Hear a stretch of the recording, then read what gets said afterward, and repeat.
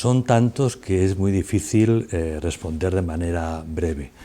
Empezando por los más urgentes. Primero, lograr que la sociedad europea recupere el sentido de la creación del proceso de convergencia europea que nos ha llevado en este momento a la Unión Europea. Antes tuvo otras denominaciones y en adelante no sabremos cómo se llamará ni qué competencias tendrá. Pero el sentido de las cosas es fundamental y en gran medida, sobre todo los jóvenes, no recuerdan el porqué.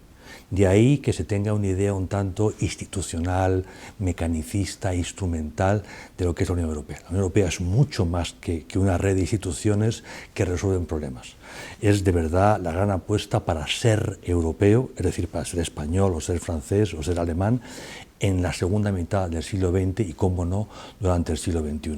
Es fundamentalmente una apuesta humanística, para no volver a caer en errores que nos trajeron enormes disgustos en el pasado. Más allá de recuperar el sentido original, para mí el segundo reto es recuperar la confianza perdida entre nosotros. Y me explico.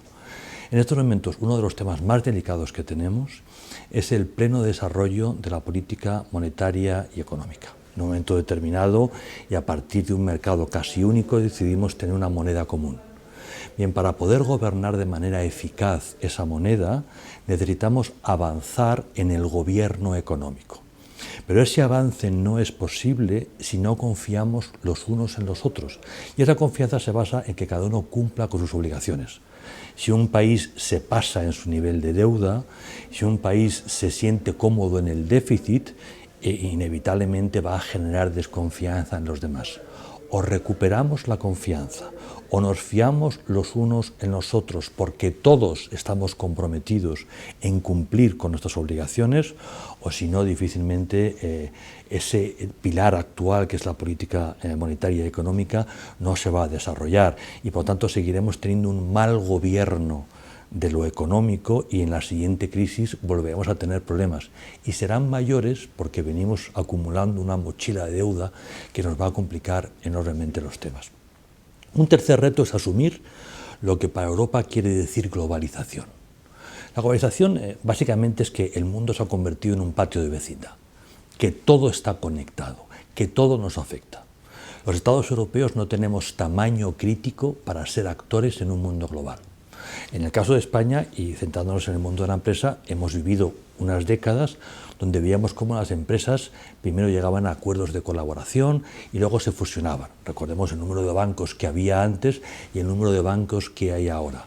Esas fusiones iban dirigidas a lograr el tamaño crítico suficiente como para poder competir en un mercado duro, como es el mercado financiero o el mundo de las obras públicas, de la ingeniería o cualquier otro. Bien, en el ámbito de la diplomacia nos pasa lo mismo. En un mundo global, un país como España, que es un gran país en muchos sentidos, entre otros en tamaño, no tiene tamaño para ser actor, para defender de veras sus intereses. Europa es una cultura común, Europa es una economía común, Europa tiene que ser capaz de entender cuáles son sus intereses en el mundo y cómo defenderlos. Si no lo logramos, en parte por desconfianza, en parte por inmadurez, en parte porque la historia pesa y somos naciones distintas con historias distintas. Entonces, si eso finalmente no lo logramos, perderemos una baza fundamental para defender nuestro papel en el mundo, nuestros intereses. Estaremos demasiado expuestos a lo que otros, los que fueran, quieran hacer con nuestros intereses. Y ese es un problema.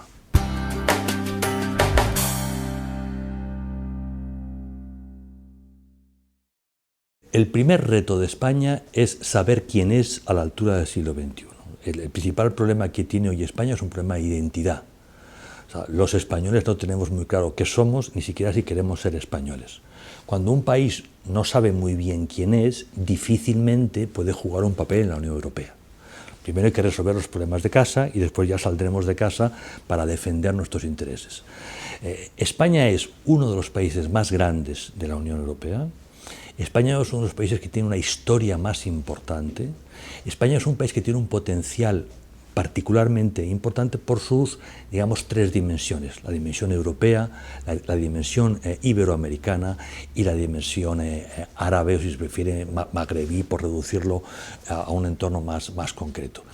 Con ese formidable patrimonio histórico, con ese formidable, digamos, activo en contactos, en presencia, en intereses, España tiene muchísimo que aportar a Europa, en el plano concreto de la diplomacia. Si nos centramos en otro, por ejemplo, cualquier reflexión sobre la inmigración tiene que pasar por la experiencia española en el tema. Somos un país, por una parte, de inmigrantes y por otro lado de inmigrantes. Somos un país resultado de la convergencia de pueblos muy distintos desde la antigüedad hasta nuestros días. Somos vocacionalmente crisol. No defendemos una raza española que afortunadamente nunca existió. Por lo tanto, nuestra reflexión, nuestra experiencia puede ser francamente muy importante.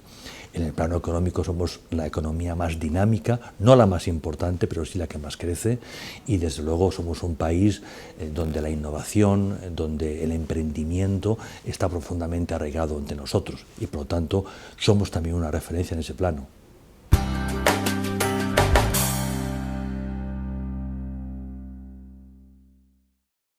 Quiero una Europa fiel a sí misma, fiel a su historia, fiel a su cultura y fiel a sus valores tradicionales.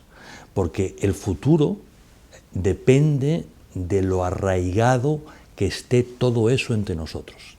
Si nosotros, para afrontar el futuro, damos la espalda a nuestro pasado, seremos un actor extremadamente débil.